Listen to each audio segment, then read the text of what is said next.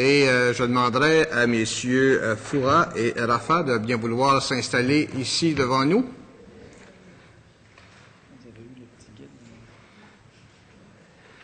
Bienvenue en commission parlementaire. Donc, je vous explique brièvement les règles de la commission que vous connaissez peut-être. Vous avez un temps maximal de 10 minutes pour présenter votre mémoire. C'est très court, oui. Et ça sera suivi d'une période d'échange avec les membres de la commission. Je vous demanderai tout d'abord de vous identifier pour le bénéfice du journal des débats, puisque vous êtes plus qu'un, et ensuite de prendre la parole et présenter immédiatement votre mémoire. La parole est à vous. Assalamu alaikum, mesdames et messieurs, monsieur le Président, madame la ministre, mesdames et messieurs les députés, merci de nous accueillir dans cette enceinte.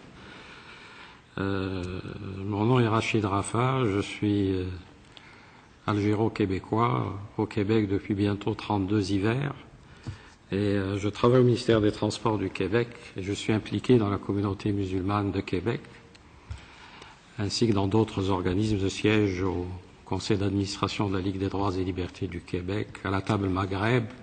Vous avez déjà eu un mémoire de cette table auquel on a collaboré. Et je tiens à vous remercier de nous recevoir parce que il y a 2 ans, je pense, sur les niveaux d'immigration, on ne m'a pas permis de m'exprimer ici, et je tiens à le souligner et à le déplorer. Alors j'en suis d'autant plus content. D'abord, je préfère vous avertir que, bon, je pense que vous avez lu notre mémoire. Je pense que vos travaux, les travaux de la Commission, ne seront utiles que dans la mesure où il y aura une volonté réelle politique de régler le problème de la discrimination, du racisme et de l'exclusion. Si cette question n'est pas réglée avec une volonté politique réelle, on aura peut-être fait une consultation de trop parce que les études existent, des données existent, et on attend toujours la manifestation d'une réelle volonté de l'État québécois. Ce qui est dévastateur pour les victimes du racisme, de l'exclusion et de la discrimination, particulièrement en emploi, peut s'avérer d'autant plus destructeur que ça peut être légué comme héritage aux enfants de ses propres victimes. Imaginez le Québec que l'on se prépare avec plusieurs solitudes, plusieurs vitesses, avec des fractures ethniques, socio-économiques et religieuses, voire des affrontements intercommunautaires. D'ailleurs, je voudrais soulever un point qui ne figure pas dans notre mémoire, le phénomène des gangs de rue, pour lequel on vient d'annoncer des fonds pour lutter contre ce symptôme. Je dis bien symptôme parce que une des raisons de l'éclatement de ce phénomène, c'est justement l'exclusion et le racisme, contre lequel on ne lutte pas, on ne s'attaque pas aux causes du problème, aux racines du problème, mais aux symptômes. Le tout répressif ne va pas servir à grand-chose, il peut même être contre-productif. Vous avez vu à la lecture de notre mémoire que nous nous en tenons peut-être un peu trop à la responsabilité de l'État. C'est un mémoire qui essaye de faire ressortir une perception qui existe dans les groupes les plus vulnérables de la société québécoise, à savoir les Noirs, les Arabes et les musulmans, une perception tenace qui fait que des gens croient qu'il existe un racisme institutionnel. Et c'est la raison pour laquelle vous avez dans notre mémoire en première partie toute une liste de problèmes dont je me limiterai à citer quelques-uns, notamment sur le plan religieux. Il est inadmissible qu'un État démocratique et laïque, c'est-à-dire neutre vis-à-vis de toutes les religions, commette de graves erreurs comme celle qui a failli avantager les écoles privées juives en matière de financement, tout comme la sous-traitance de la sélection d'immigrants par certaines communautés influentes, les Juifs, les Ismaéliens par exemple. Toujours sur le plan religieux, notre Assemblée nationale a, dans un geste d'une rare unanimité, passé une motion sur l'arbitrage familial islamique, sans se soucier de son utilité, de son inutilité au regard de l'interdiction formelle contenue dans notre Code civil, et encore moins du fait qu'un tel vote ostracisait la seule communauté musulmane. Si motion il devait y avoir, il aurait fallu une motion qui condamne tout arbitrage religieux en matière familiale, qui de toute façon est interdit par le Code civil. Autre chose, les communautés musulmanes sont déjà victimes de la montée des imams Et les institutions publiques, tant fédérales que provinciales, y donnent une importance démesurée au détriment des leaders des différentes communautés. On est en train d'instituer des interlocuteurs avec les imams et le ministère de l'Immigration n'échappe malheureusement pas à cette tendance. De la même manière, je n'insisterai pas sur le fait que le gouvernement a toujours failli à atteindre son propre objectif de recrutement dans la fonction publique et le secteur parapublic d'un certain nombre de gens d'origine dite étrangère. Il y a un malaise chez les Noirs, il y a un malaise chez les Arabo-Berbères québécois et chez les Québécois de religion musulmane qui se sentent parfois non acceptés par leurs propres institutions. On a beau dire qu'il s'agit là d'incidents regrettables, que l'intention n'était pas d'exclure, que la loi est la même pour tous, la perception contraire peut être tenace et renforcer un appel du ghetto dans un contexte qui, vous le savez, après le 11 septembre 2001, a aggravé les difficultés d'être citoyen de plein droit et de plein exercice. L'État québécois est interpellé en tant que tel en soi, mais aussi du fait qu'il a le devoir de veiller à la paix sociale, à préserver et à promouvoir l'égalité des chances et à donner l'exemple à l'ensemble du corps social, et notamment au secteur privé, et en matière d'emploi, parce qu'il a les moyens d'agir sur ce corps social. Encore faut-il qu'il affiche une volonté politique claire et la traduise dans la réalité. Je céderai la parole à mon ami Lamine Foura pour la partie recommandation. Monsieur le Président, Madame la Ministre, Mesdames et Messieurs les députés, donc merci de nous avoir donné l'occasion d'exprimer notre point de vue sur cette consultation. Je me présente, mon nom c'est Lamine Foura, je suis ingénieur de formation, ingénieur après avoir parcouru le parcours du combattant, parce qu'on ne peut pas être facilement ingénieur au Québec si on a un diplôme à l'étranger. Je travaille dans une compagnie en aéronautique et je suis animateur d'émissions de télé de radio communautaire à Montréal. En guise de contribution positive à la réflexion globale sur les pistes de solutions, nous allons présenter 3 pistes de solutions. Vous allez voir qu'on focus surtout sur la responsabilité du gouvernement, parce qu'on considère que le gouvernement a failli à plusieurs reprises pour contrer la question du racisme au Québec. La première piste, c'est une piste de prévention et une piste de la pédagogie, à travers un premier point qui consiste à élargir et à rendre durables des programmes de sensibilisation à la diversité culturelle au Québec. À titre d'exemple, suite à notre mémoire, j'ai reçu beaucoup donc tous les courriers que j'ai reçus, c'était Madame Lamine Foura, parce que on doit être conscient que des noms qui se terminent avec eux peuvent être masculins dans d'autres cultures. Juste à titre d'exemple où il faudra renforcer cette diversité multiculturelle pour que, premièrement, les institutions de l'État soient sensibilisées à cette diversité et la société québécoise, d'une façon générale, soit de plus en plus sensibilisée. D'autre part, il faudra mettre en place des programmes efficaces à l'accès à l'emploi. À ce niveau-là, on peut rentrer dans un débat théorique en parlant des entreprises privées, mais pour nous, déjà, si l'État s'engage à mettre en place des programmes concrets au niveau, avec imputabilité, au niveau des institutions donc, de la fonction publique, provinciale et municipale, et aussi au niveau du parapublic, je pense que la question de l'emploi au sein des communautés culturelles pourra être énormément résolue. Un troisième point, c'est sensibiliser les nouveaux arrivants par rapport à leurs droits en organisant des cycles de formation pour leur montrer leurs droits. Parce que si les textes et les lois existent et que les gens concernés, les victimes du racisme, ne sont pas sensibilisés, on ne pense pas que ces lois vont servir à quelque chose. Un dernier point qui est très très important, c'est l'élimination de toute initiative étatique inéquitable. On ne peut pas, et l'État ne peut pas demander au privé, par exemple, de recruter, d'être équitable envers les immigrants, et en même temps, cet État elle-même n'est pas équitable envers les communautés culturelles. Et on a un exemple flagrant, c'est la tentative du gouvernement actuel de financer des écoles d'une certaine communauté à 100%, au moment où les écoles musulmanes, à titre d'exemple, ne sont même pas financées. Il y a une seule école primaire sur toutes les écoles musulmanes qui est financée, et on parle du financement de 60% qui est donné à toutes les écoles privées. En même temps, toutes les écoles musulmanes font des efforts pour avoir un financement. Le gouvernement a tenté de financer une communauté à 100%. Dans la deuxième piste qui concerne la vigilance et la répression, on demande un renforcement de la vigilance à l'égard des propos, des comportements et des gestes raciaux, surtout au niveau des médias. Aujourd'hui, comment demander à un immigrant qui, lui, est un contribuable et qui paye ses impôts, qu'un média qui est financé par l'État puisse insulter sa religion? Comment peut-on demander à cette personne-là se sentir faisant partie de la société québécoise? Un deuxième point, il faudra revaloriser par des ressources humaines et financières, dans la mesure du possible, la mission et le rôle de la Commission des droits de la personne, et qui devrait être dissocié pour être plus efficace de la Commission des droits de la jeunesse, vu que les problèmes de la jeunesse sont plus ou moins différents sur la question des droits de la personne. Par rapport au dernier point qui concerne l'adhésion à la culture commune, on trouve qu'aujourd'hui, un des problèmes qui peut se poser, c'est le retour du comportement de l'immigration d'une façon générale sur le racisme. Donc le comportement qui peut différencier certaines cultures de la culture québécoise peut créer le racisme.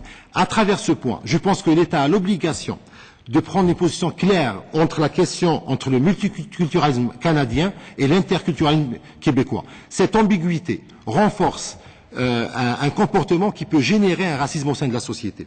Et à la fin, il faudra insister sur une chose, c'est que seul un engagement clair de l'État qui va aider à faire reculer le racisme au Québec. Et merci. Merci beaucoup. Madame la ministre.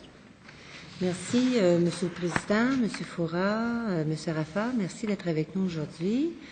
J'ai bien lu votre mémoire. Je comprends votre scepticisme aussi. Je comprends votre scepticisme. Je comprends que vous soyez désillusionné.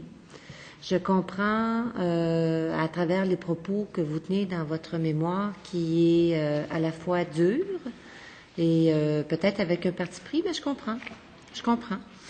Il est évident que lorsque vous soulevez une consultation de plus, vous vous demandez ce que ça va apporter et si une politique va réellement changer les choses. Et vous vous demandez avec raison, il y a eu beaucoup de consultations qui ont été faites par le passé. Je voudrais peut-être juste vous mentionner que il y a eu 2 consultations qui ont été menées par rapport à la reconnaissance des diplômes étrangers et les métiers régis non réglementés. 70% des recommandations à l'intérieur du document qui a été produit par M. Bazirki sont présentement en application. 70. Le rapport a été déposé en décembre 2005. Ça fait pas un an encore. Je comprends que vous êtes sceptique, mais je me dois absolument de vous dire que lorsque le gouvernement décide qu'un dossier est prioritaire et qu'il a à cœur la réussite d'un dossier, il y a une question de aussi volonté politique. Et je peux vous assurer que de ce côté-ci de la Chambre, et évidemment de l'autre côté, puisque nous sommes réunis et qu'on ne fait pas de partisanerie, il y a une volonté politique d'aller de l'avant avec une politique pour lutter contre le racisme et la discrimination. J'aimerais aussi vous réitérer que cette recommandation-là émane d'une autre consultation, il est vrai, lorsque ma collègue, la députée Nelligan, ici présente, s'est penchée sur la pleine participation des communautés noires à la société québécoise, les statistiques étaient déjà effrayantes et alarmantes. Elle a remis un rapport dans lequel il y a 35 recommandations. Au dépôt du rapport, on a annoncé qu'on allait de l'avant avec 3 des recommandations, sans prendre le temps de les analyser, parce qu'ils nous apparaissaient importantes, dont la première recommandation, que le Québec se dote d'une politique pour lutter contre le racisme et la discrimination. C'est pour ça qu'on est ensemble ici aujourd'hui. La deuxième recommandation que nous avons annoncée, avec laquelle on allait de l'avant, le ministère du Développement économique, de l'Innovation et de l'Exportation va mettre sur pied un chantier économique pour voir de quelle façon les minorités visibles pourront être mises à contribution dans le développement économique, l'entrepreneurship. On l'a annoncé. On a annoncé aussi qu'on irait de l'avant avec nos entreprises qui pratiquent, qui sont exemplaires, si vous voulez, dans de par leur intégration dans leurs équipes de travail, la gestion de la diversité culturelle. À l'automne, on annoncera quelque chose aussi là-dessus. Le rapport a été déposé au mois d'avril. On est au mois de septembre et on est en commission ici. Fallait-il toujours préparer un document avant de se rencontrer, que les gens puissent se faire une tête sur le document? Je crois que la volonté politique est liée. Il faut se rappeler que si on est en commission, c'est parce qu'on a fait le tour déjà ailleurs dans les autres instances. Mes collègues savent que je suis ici et sont conscients que c'est une politique gouvernementale. Donc, quant à la volonté politique, une consultation de plus, je pense que là, ce qu'on est en train de faire, c'est de se dire, plutôt que nous, au ministère, on fasse une politique, qu'on la dépose, puis qu'on vous demande, vous en pensez quoi? On a pensé demander aux gens, on va faire une politique, vous voulez quoi dans votre politique? Quels moyens on peut se donner dans un plan d'action pour s'assurer que la politique fonctionne? À mon avis, c'est la meilleure façon de pouvoir procéder. Ça permet également à tous les gens de se sentir interpellés, l'opposition, le gouvernement, les syndicats, les entreprises, les groupes communautaires, les citoyens aussi, puisqu'ils sont interpellés. Je comprends que peut-être il y a certaines décisions qui ont peut-être pu vous choquer dans le passé, qui vous font réagir fortement. Vous êtes très critique envers la fonction publique. Vous savez comme moi que la fonction publique, la présidente du Conseil du Trésor peut avoir une portion de contrôle, je dirais, sur l'embauche que nous faisons présentement comme membres du gouvernement, mais elle n'a absolument aucune prise sur les commissions scolaires, aucune prise sur les cégeps, les universités, les centres d'hébergement de soins de longue durée, les hôpitaux, les CLSC. Donc, la consultation qu'on fait présentement va permettre de se donner des outils pour avoir des prises. Parce que moi, je suis fière de dire, comme membre du gouvernement, présentement, gouvernement libéral, quand on est arrivé au pouvoir, le taux d'embauche est à peu près 4 %. Présentement, le taux d'embauche est à 14,4 ou 14,3 %. Et ça, c'est grâce à la complicité de la présidente du Conseil du Trésor qui autorise les embauches. Donc, il y a des progrès qui se font. Il y a encore beaucoup à faire, probablement, j'en conviens. Je ne suis pas responsable des frustrations qui ont été cumulées pendant des années, tout gouvernement confondu. La seule chose que je peux vous dire, c'est que si on est ici aujourd'hui, c'est parce que les choses changent et qu'il y a une réelle volonté d'aller de l'avant. Je m'excuse, j'ai probablement pris tout le temps, Monsieur le Président. Il reste quelques minutes. Il va rester quelques minutes, donc je vais vous laisser le temps de répondre, mais je voudrais que vous soyez convaincus que de notre côté, il ne fait aucun doute que le gouvernement est très sérieux dans cette démarche qu'il a entreprise. Madame la ministre, en ce qui concerne les ordres professionnels, on s'attendait à beaucoup plus. Ce qui se dit dans les paroisses, c'est que la montagne a accouché d'une souris. Nous connaissons M. Bazeri, nous avons travaillé avec lui d'ailleurs à la table Maghreb. Il y a plus grave, des immigrants diplômés d'ici qui ne trouvent pas de travail. Montréal et Québec détiennent le record fabuleux des plus grands diplômés comme chauffeurs de taxi peut-être de la planète. En ce qui concerne la fonction publique, je sais de quoi je parle, je suis un professionnel de la fonction publique. Et j'ai eu à voir des choses dans les concours. Quand vous avez des jurys qui n'ont absolument aucune notion d'interculturalité ou de multiculturalité ou d'ouverture, au contraire, il y a de quoi être choqué. Il y a pas de programme de sensibilisation à la diversité dans la fonction publique. Vous proposez pour augmenter la représentation? Il faut sensibiliser les gens. Mais plutôt que de dans les appareils d'État. Il faudrait le proposer, parce que présentement, on est en mode solution. C'est proposé. Moi, j'ai eu l'odieux, comme je le dis, de faire un peu le procès de ce qui se passe. Mon ami Foura, nous avons fait l'effort de faire des propositions précises.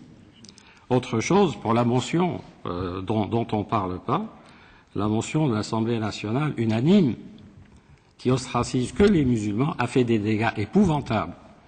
Vous n'avez jamais répondu à mes lettres. Le Premier ministre non plus. Tous les chefs de parti n'ont jamais répondu. Il a fallu que je me batte pour avoir le moindre accusé de réception. Dans ma communauté, les gens me disent « As-tu eu une réponse ?» Je leur dis non. Et ça renforce la perception d'un racisme institutionnel contre lequel je lutte. Oui. Moi, je veux revenir sur la question de la reconnaissance des diplômes. Je suis ingénieur au Québec, donc j'ai parcouru. On me disait, je suis très impliqué dans la communauté. On me disait au début, au ministère, même partout, on me disait, c'est l'ordre, il est indépendant. Je passe tous les étapes, je passe mon examen de déontologie, j'apprends, je dois apprendre les lois. Non, que l'ordre n'est pas indépendant, c'est le gouvernement qui décide. Donc aujourd'hui, le projet de loi, si c'est vraiment ça correspond à 70%, j'ai vraiment des réserves sur la recommandation parce qu'il y a un problème de base. On traite des immigrants permanents pour faciliter les diplômes temporaires. Au fond, la seule facilité que le projet de loi a apporté, c'est les projets temporaires, c'est les diplômes, c'est les permis temporaires. Il a un petit peu attaqué des problèmes superficiels, mais par contre, le fond des problèmes, je pense qu'il est encore là. Un autre problème par rapport à notre frustration, par rapport au racisme, on sait très bien que la communauté maghrébine a atteint un taux de chômage de 25%. Et ça, on le connaît depuis 3-4 ans. La réaction du gouvernement, c'est quoi? C'est limiter l'immigration à travers le projet 53, qui s'est basé sur des faux chiffres, parce qu'aujourd'hui, il s'avère que c'était des faux chiffres, sur lesquels le projet de loi 53 qui est autorisé, qui va limiter l'immigration par bassin géographique, parce qu'il y avait beaucoup de Maghrébins. Donc, au lieu de résoudre le problème du racisme ici et la discrimination, on élimine, on ramène moins de Maghrébins, malgré que eux permettent au Québec d'atteindre le taux d'immigrants francophones que le Québec vise. Et merci. Il vous reste quelques secondes, Madame la ministre. Oui, merci, Monsieur le Président. J'entends bien ce que vous dites. Je pense que le projet de loi de 53, c'est une malinterprétation. Le Québec a décidé de diversifier son immigration. C'est tout à fait correct. Et je crois que c'était normal de le faire. Tant qu'au projet de loi, pas le projet de loi, mais la motion qui a été votée à l'unanimité, je la rappellerai ici. Et je vais vous dire ce que j'ai déjà eu l'occasion de dire à la communauté musulmane. Tous les parlementaires, femmes, hommes, les 3 partis politiques confondus, ce que nous avions en tête lorsque la motion a été votée à l'unanimité, c'était la protection des femmes et des enfants. Parce qu'ici, au Québec, une femme et un enfant est égal à un homme. Donc, vous pouvez certainement peut-être pas être d'accord avec de la façon que ça a été fait. Peut-être que ça vous a choqué. Mais n'empêche que tous les parlementaires, et vous voyez les hochements de tête de l'autre côté, tous les parlementaires, ce qu'ils avaient en tête, c'était de protéger les femmes et les enfants. Parce qu'ici, une femme et un enfant est égal à un homme. Je regrette infiniment. Une mention très importante, les 2 personnes que vous avez en face de vous, c'est des personnes qui publiquement ont s'est opposées aux tribunaux islamiques. Ce qui est problématique, Madame la Ministre, vu que vous aurez le débat sur ce sujet, c'est que votre cabinet, après la motion, a convoqué des personnes, qui, eux, ont demandé les tribunaux, et vous avez écarté toutes les associations laïques de la communauté musulmane en convoquant les religieux parce qu'ils vous envoyé une lettre. Et merci. Et on s'oppose clairement, nous on s'oppose clairement aux tribunaux islamiques au Québec, et on l'a dit clairement avant la motion et on le dit après la motion. Le problème, c'est que le gouvernement a poussé pour la motion et après il est allé rencontrer des gens qui ont demandé les tribunaux islamiques au Québec. Madame la députée de Laurier-Dorion. Merci, Monsieur le Président. Monsieur Foura et Monsieur Rafa, merci de vous être présenté et du dépôt de votre mémoire que nous avons lu avec beaucoup d'attention. C'est évident que ce que vous écrivez dans votre mémoire, puis les faits que vous relatez sur certaines situations que vous considérez injustes portent à réflexion, parce que, dans le fond, que vous l'ayez écrit, ou encore que vous soyez devant nous aujourd'hui pour nous en faire mention, ça montre, je pense que personne ne peut rester indifférent à ça, puisque ça montre un degré d'impatience sur des résultats que nous devons atteindre collectivement. Tout à l'heure, la ministre a mentionné qu'elle n'était pas responsable de toutes ces années où l'État québécois a pris un retard face, par exemple, elle n'a pas dit ça, mais moi je le dis, par exemple, à la représentativité dans la fonction publique. C'est bien évident que la ministre devant nous n'est pas responsable de cette situation à elle seule. Et, je veux dire, la situation que l'on vit aujourd'hui, c'est basé sur 400 ans d'histoire, puis d'une certaine façon sur 50 ans de politique plus récente où il y a eu des grandes transformations dans l'État québécois. Et d'ailleurs, d'une situation aussi plus récente encore où les niveaux d'immigration ont augmenté d'année en année. Puis, c'est sûr que la communauté arabo-musulman maghrébine, qui est une immigration plus récente, puis qu'on a été recruté à l'étranger, notamment pour ses grandes compétences et puis sa scolarisation, peut vivre une frustration importante du fait que, dans le fond, l'idéal rêvé à l'étranger se retrouve pas nécessairement à l'arrivée ici. Puis, je pense que tout le monde est très sensible à ça. C'est d'ailleurs pour cette raison-là que nous sommes réunis aujourd'hui pour tenter de lutter contre la discrimination et le racisme. Ceci étant dit, je suis d'accord avec vous que par moment, il peut être très, très frustrant. Puis, vous commencez, les premiers mots qui sont inscrits sur votre mémoire, c'est une consultation de plus. Mais je dois vous dire que c'était ma première réflexion, dans le sens où on a fait beaucoup de consultations. On connaît la situation. Je pense qu'on ne peut jamais trop consulter, parce que c'est important de pouvoir entendre la voix de tous et chacun. Mais en même temps, il y a des actions concrètes qui peuvent être prises. Puis si on regarde depuis 3 ans, le budget du ministère de l'Immigration et des communautés culturelles a été coupé de façon importante. Je pense que les besoins sont là. Quand on parlait de la consultation sur les communautés noires, à l'étude des crédits, le gouvernement nous a dit que des sommes n'allaient pas être débloquées pour répondre aux recommandations très directes de ce comité-là. Nous sommes ici aujourd'hui parce que c'était une des recommandations du rapport sur les communautés noires, mais c'est pas des ressources de plus qui ont été investies sur le terrain pour les personnes immigrantes ou minorités visibles. Puis ça, je pense que c'est urgent qu'il y en ait. La ministre nous a assuré qu'il y aurait un plan d'action qui serait déposé suite à cette politique. Puis on l'attend avec beaucoup d'intérêt. Je suis sûre que c'est la même chose de votre côté. Donc, juste pour vous dire que nous comprenons en fait ce sentiment, puis je pense qu'il faut agir assez rapidement parce que oui, si on fait le choix de l'immigration, il faut aussi faire le choix de s'assurer que chacun des citoyens qui vit ici puisse vivre de façon à s'épanouir pleinement au sein de cette société. Je voulais juste ajouter un petit bémol. Dans votre mémoire, vous dites que tous les chefs des partis politiques siégeant à l'Assemblée nationale ne vous ont pas répondu concernant la motion. J'ai ici deux communications du bureau du chef, de la chef de l'opposition officielle par intérim, Louise Arel, qui a répondu en date du 29 novembre 2005 et le deuxième correspondant. Pardon? Qui accusait réception. On n'a pas répondu sur le fond. Pour la première, le 29 novembre 2005. Mais ici, j'ai une communication du 16 décembre 2005, écrite de sa main, qui n'est pas... Personnelle, ça. Ouais. Je veux dire, c'est signé quand même à titre. Oui, mais elle m'a envoyé à titre personnel. Donc, j'ai des députés qui m'ont fait part de... Monsieur le Président, est-ce que c'est possible qu'on comprenne ce qui se passe? Parce que là, on s'interrompt et là, moi, je ne sais plus où est-ce qu'on est rendu. Est-ce qu'on pourrait permettre à la députée de dire ce qu'elle a dit? Oui, parfait. D'ailleurs, est-ce que vous voulez déposer ce document-là? C'est personnel? Donc, passons à une autre étape. Alors, donc voilà, puis c'est mentionné dans ce document qu'il aurait été plus judicieux d'affirmer, comme vous le dites, notre opposition à toute forme d'arbitrage religieux. Donc, voilà pour cette question. Maintenant, vous faites référence dans votre document, à plusieurs situations. Vous avez parlé de la reconnaissance des diplômes. Je suis d'accord avec vous que c'est un pas dans la bonne direction, mais encore là, on s'attendait à beaucoup plus. Je pense que des actions devront être mises en œuvre rapidement, plus d'actions.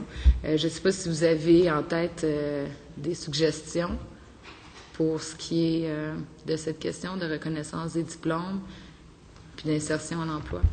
Sur la question de la reconnaissance des diplômes, c'est qu'aujourd'hui, l'État québécois se retrouve incohérent.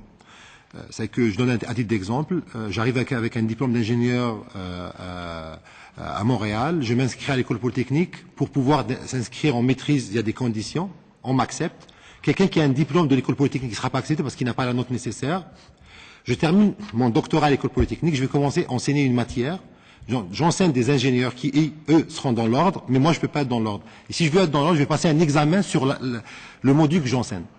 Il y a quelque chose qui ne va pas. On peut mettre 1000 commissions, mais si à la fin de la journée, on garde cette incohérence, je dis, il y a 3 niveaux d'équivalence. Il y a le ministère de l'Immigration qui présente une comparaison des diplômes.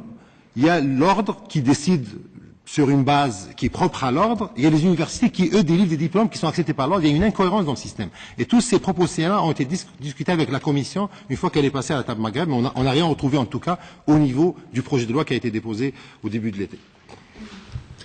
Il reste que quelques secondes pour une dernière question. Monsieur le Président, je crois pas qu'on a eu le même temps que... Non, il vous reste justement là, 1 minute et quelques.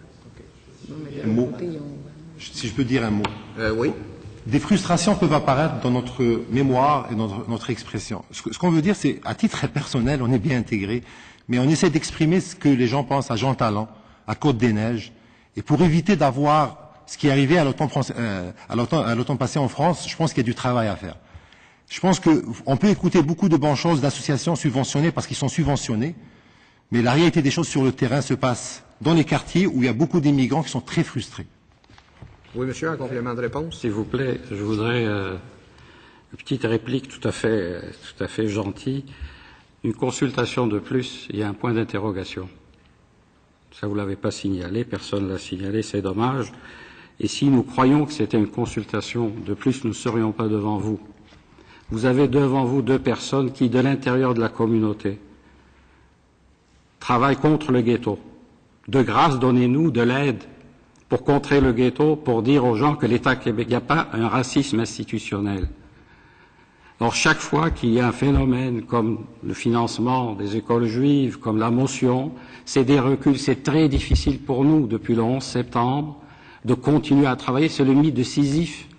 Et chaque fois, c'est détruit par des événements internationaux, comme le 11 septembre, les attentats de Londres, de Madrid. Mais de l'intérieur de nos institutions, c'est inacceptable. C'est pour ça qu'il y a un cri du cœur là-dedans. Il n'y a pas qu'un cri du cœur, il y a des recommandations.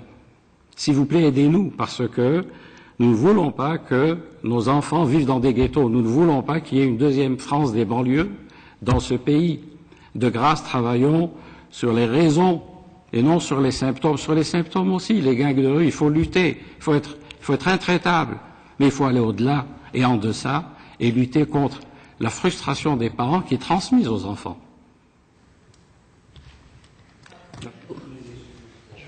Je vous remercie infiniment. Je pense que votre message a été entendu, puis je pense que c'est la volonté de tous ici de créer une société harmonieuse où chacun pourra trouver sa place. Donc, merci. Merci beaucoup.